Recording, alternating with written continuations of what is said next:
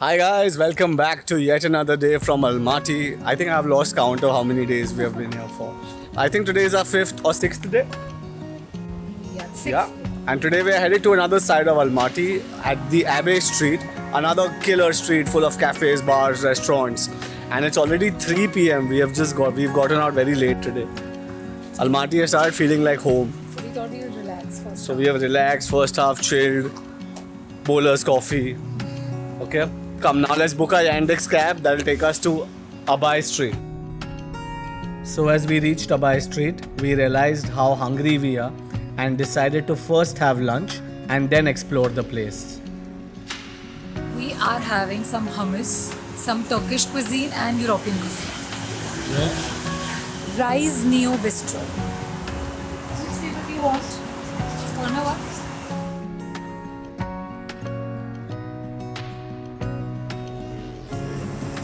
Thank you. We have so much bread. Loads of bread. We are doing local breads from Kazakh. We are doing Mediterranean eggs, and we're doing fish steak, and we're doing some jasmine rice.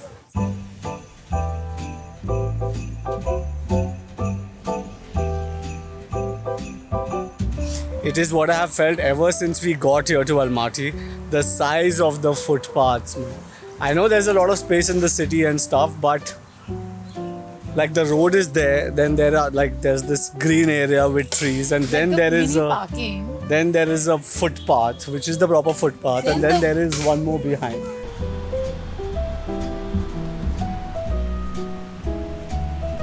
See, that is exactly what I meant. There is a cycle lane, there's a scooty lane.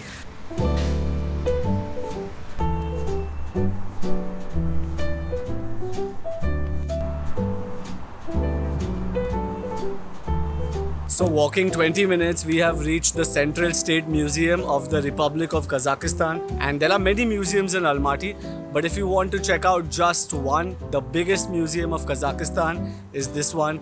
And inside, of course, is a lot of history of Kazakhstan and its Soviet past, how the Kazakhi tribes lived as nomads. And even before entering the museum, you can see outside that there are a lot of rocks, and these are actual petroglyphs. These are done by the cavemen of that time. Like, check this out. These are all depicting artwork and stonework. You can see how the horses were sacred to them even back then. The rams, the mountain goats, and like a lot of rock structures. Even outside the museum, you start getting into Kazakhi history. Also, you have to realize a lot of Kazakhstan is barren, it's huge, and it's untouched. Hence, it is preserved. So a lot of the history will go back to maybe centuries and before. Come, let's check out the museum from inside.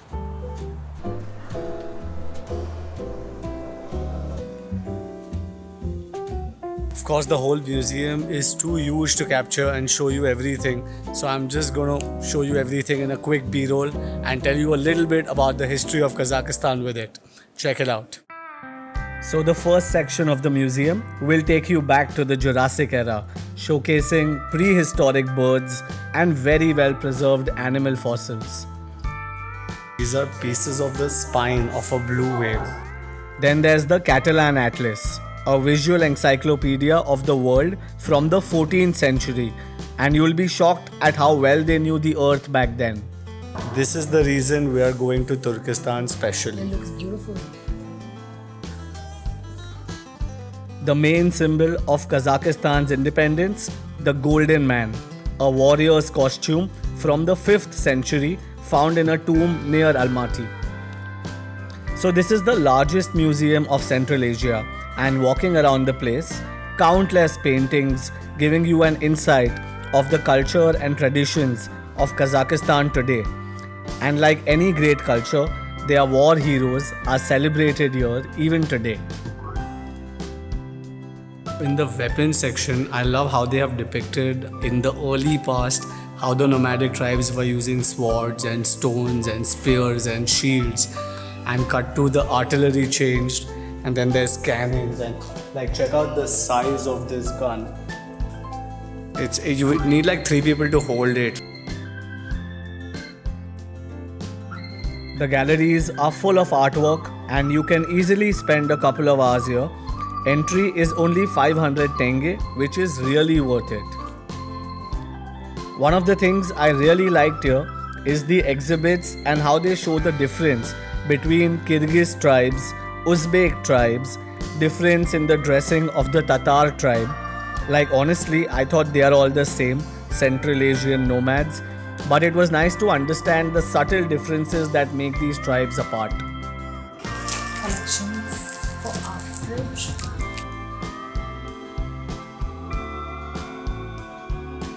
Alright, so we are done with the State Museum and it's already 6 o'clock. We were going to head to the First President's Park, which is just around the corner. Funnily, there's also Mahatma Gandhi Street just next to it.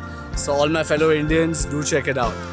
Okay, I think we don't have time for the park now because it is a very cloudy day and there are chances it might rain. So I think let's get coffee. सड़ू कहीं का ये डाल video में डाल इसको क्या? सड़ियल आना ही नहीं चाहिए इसके साथ आना मत करो ज़्यादा. नहीं आना चाहिए Now she wants to go to Switzerland. ये भी स्विट्जरलैंड जाएंगे. बनारस चलो, काशी देखो पहले. मेरे को ऐसे नहीं बोला कि नहीं है बट अभी लॉकडाउन में देखा ना इंडिया थोड़ा भी 2-3 साल अभी इंटरनेशनल जाते हैं थोड़ा. You know, fun fact, Almaty comes from the name Ama Ata or Alma Ata, which literally means grandfather of the apple. And this area is known for its apples. They say most of the apples you eat anywhere in the world, somewhere they have all descended from. 50-60 types of apple. Yeah, they have all come from Almaty and the regions around. Again, I'm on my second circle already. On a vela do. Every day we have done approximately 15 kilometers. फिर suddenly Bombay जाके ना dip हो जाता है. So after deep diving into history, it was time to return back to our 21st century Almaty. A cozy little coffee house next to the cleanest drain I've seen. And it was starting to get cold and we could feel the crisp mountain air coming down to the city. And the vibe of Almaty was going to pick up this evening. This is the second best coffee of Almaty. After Bowlers, you have to check out the Jumpin goat.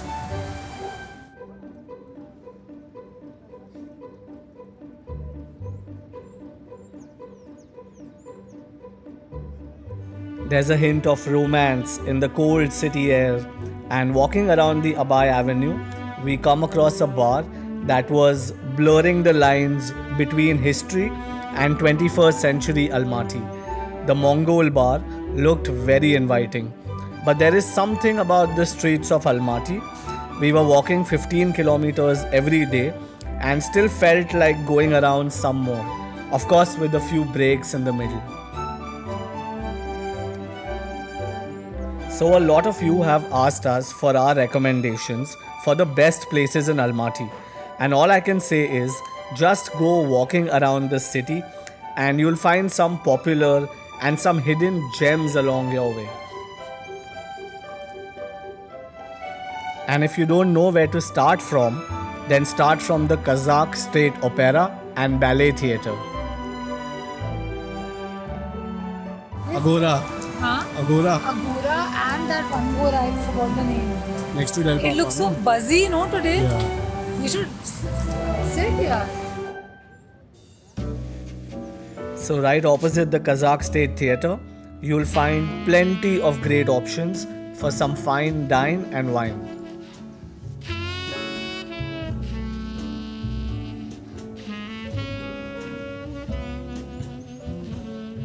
Finally at a Campari bar. I'd like one Aperol Spritz. Okay. One. And One Campari Spritz.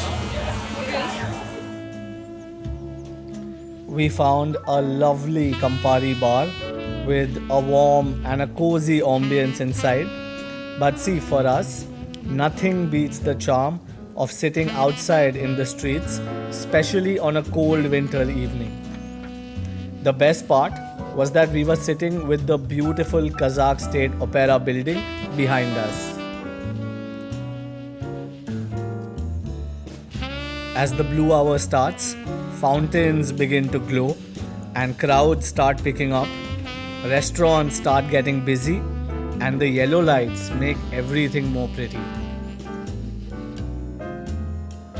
There's music in the streets of Almaty, and we have a hard time choosing a dinner spot. Honestly, the level of fine dine here is insane. Today is our 6th day here in Almaty, and I'd like to say something to you. See, just because of its name, Kazakhstan has a lot of misconception going around. A lot of you have asked us if it's safe, do women have to dress conservatively, is alcohol allowed and available? And my main objective while shooting this series is to show you what Almaty is really like. It's classy, safe, beautiful, friendly. It's kind of like a mix of classic European living with the values and hospitality of Asia.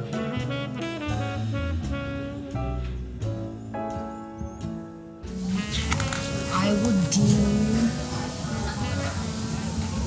They have kimchi ramen also.